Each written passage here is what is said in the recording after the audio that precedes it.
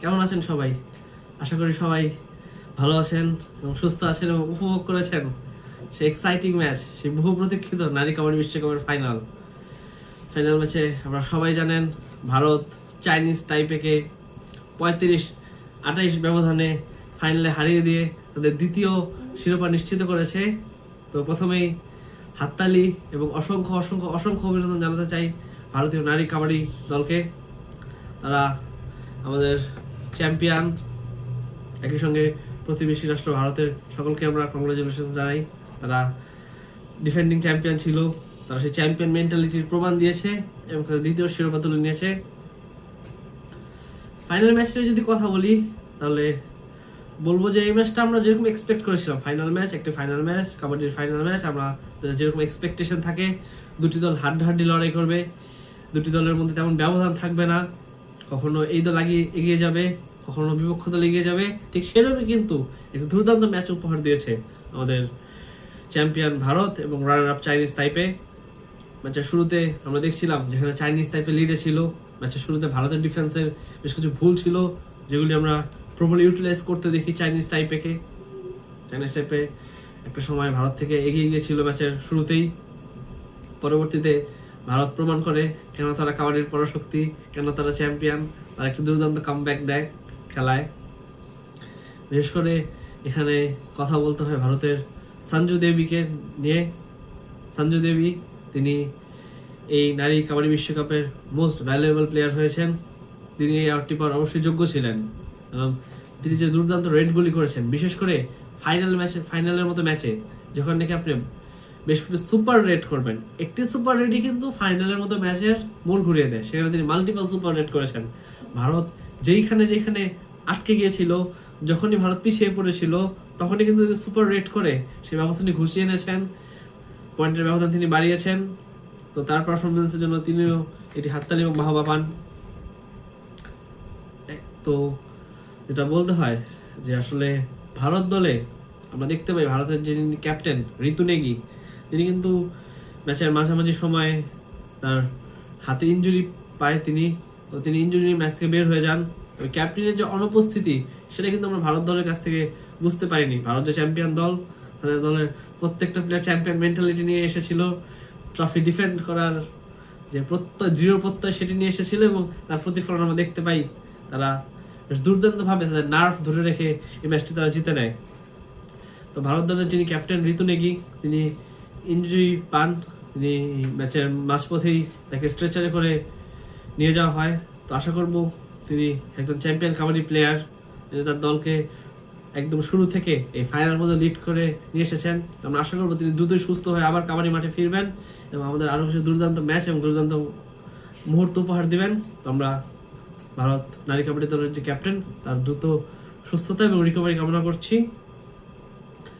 তো দেখেন, আসলে আমার ম্যাচের যে ডিসাইডিং ফ্যাক্টর, প্রথমে তো বললাম সেটা ছিল সঞ্জু দেবীর সেই সুপার রেডগুলো। একই সঙ্গে কিন্তু যেটা বলতে হয় যে ভারত যে অভিজ্ঞ দল, ভারতের চ্যাম্পিয়ন হওয়ার অভিজ্ঞতা রয়েছে, দীর্ঘ সময় কাবাডি খেলার অভিজ্ঞতা রয়েছে, সেটার কিন্তু একটা প্রতিফলন ভারত দলের মধ্যে দেখা যায়। ভারত কিন্তু তাদের নার্ভটা ধরে রেখেছিল টিল দ্য এন্ড। তবে একই সঙ্গে চাইনিজ টাইপের দলের মধ্যে কিছুটা অভিজ্ঞতার অভাব রয়েছে। তারা কিন্তু ম্যাচের শুরুতে লিডে ছিল, কিন্তু ম্যাচ যত গড়ায়, যত আমরা একদম শেষ বাসির কাছে আসতে থাকি, ততই কিন্তু চাইনিজ টাইপে ভুল করতে থাকে। তাদের মধ্যে কিছুটা ফাম্বেল, কিছুটা কনফিডেন্স অভাব দেখা যায়। তো আমরা আশা করি চাইনিজ টাইপে যত তারা কাবাডি খেলবে তত অভিজ্ঞ হয়ে উঠবে এবং তারাও কিন্তু অল্প সময় নিজেদের কাবাডির একটি বেশ দুর্দান্ত দল হিসেবে নিজেদের উপস্থাপন করেছে। এবং চাইনিজ টাইপের দলটার ক্ষেত্রে যদি আমি বলি, এই দলটা আসলে হয়তো ফাইনাল ম্যাচটি জিততে পারেনি, তবে ভারত, বাংলাদেশ, এটা হোক জার্মানি, পোল্যান্ড, ইরান, নেপাল, যেসব দেশে নারী কাবাডি বিশ্বকাপে অংশগ্রহণ করেছে এবং যারা এই কাবাডি বিশ্বকাপ ম্যাচগুলো দেখেছে, তাদের সবার হৃদয় কিন্তু এই দলটি জিতে নিয়েছে। আমরা দেখেছি প্রত্যেকটি ম্যাচ তারা যেই দলকে হারাতো, তাদের কোচকে গিয়ে তারা মাথা নত করে বাও করতো। এমনকি আমরা ফাইনাল ম্যাচ শেষে আমরা দেখতে পাই তারা বাংলাদেশের দর্শকদের সেখানে গিয়েও তারা বাও করছে, দর্শকদের প্রতি সম্মান প্রদর্শন করছে। এবং ওভারঅল যদি বাংলাদেশ আসলে আমাদের দেশের যে ফ্যানদের মধ্যে আমরা কিন্তু চাইনিজ তাইপেকে সাপোর্ট করতে দেখি। আমাদের দেশের বহু মানুষ বাংলাদেশের বহু মানুষ চাইনিজ তাইপেকে সাপোর্ট করছিল, তারা সেই সাপোর্টটি তারা তাদের যে রেসপেক্টফুল একটি জেস্টার সেটি দিয়ে তারা অর্জন করে নিয়েছে। তো এই দলটির একটি অবশ্যই স্থান থাকবে কাবাডি ভক্তদের হৃদয়ের বিশেষ একটি কোণে। তো যাই হোক, চাইনিজ তাইপেকেও আমরা ভবিষ্যতের কাবাডি টুর্নামেন্টগুলোর জন্য শুভকামনা জানাচ্ছি। এই দলটির রানার্স আপ, তাদের প্রতি সমবেদনা রইল এবং একই সঙ্গে আমরা তাদেরকে তাদের পরবর্তী পদক্ষেপে গুড লাক জানাই। তো যদি এবার ভারতের কথা বলি, তাহলে ভারতের ডিফেন্সটা ম্যাচের শেষ শুরুতে কিছুটা স্লপি থাকলেও ম্যাচ যত গড়িয়েছে ভারত কিন্তু খেলায় তাদের যে অভিজ্ঞতা দিয়ে তারা ম্যাচে ব্যাক করেছে। বিশেষ করে ভারত যখন নাকি আসলে চাইনিজ তাইপেকে একবার অল আউট করে নিল, তারপরে কিন্তু ভারত আর চাইনিজ তাইপেকে তাদের লিডটা ছাড়িয়ে যেতে কখনো দেয়নি। তারা তাদের ভারত যে একটা লিডে গিয়েছিল তখন সেখান থেকে ভারত সবসময় সেই লিডটি ধরে রেখেছিল। এটাই হচ্ছে একটি চ্যাম্পিয়ন দল, একটি চ্যাম্পিয়ন মেন্টালিটির একটি দলের সঙ্গে সাধারণ দলের পার্থক্য। ভারতের আসলে প্লেয়ারদের মধ্যে সেই চ্যাম্পিয়ন মেন্টালিটি ছিল। ভারত কাবাডির পরাশক্তি, ভারত তাদের অনেক এক্সপেক্টেডই ছিল ভারত জিতে নেবে কাবাডি বিশ্বকাপ।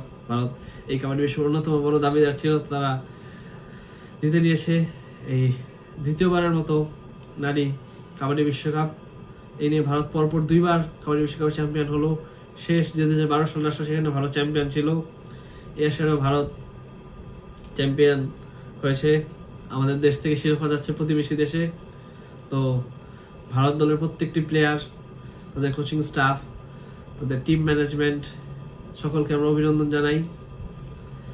তারা চ্যাম্পিয়ন হয়েছে। একই সঙ্গে ভারতের ক্যাপ্টেন যিনি নাকি ইনজুরি পেয়েছেন হাতে, তারও সুস্থতা কামনা করছি এবং পুরো ভারত দলকে অভিনন্দন জানাচ্ছি, তাদের প্রতি শুভকামনা রইল।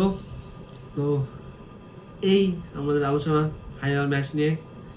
আমরা অতি শীঘ্রই একটি ভিডিও করব বাংলাদেশের ওভারঅল কাবাডি নিয়ে। আশা করি সেই ভিডিও পর্যন্ত আপনারা আমাদের সাথে থাকবেন। সেই কামনা নিয়ে বিদায় নিচ্ছি। ধন্যবাদ।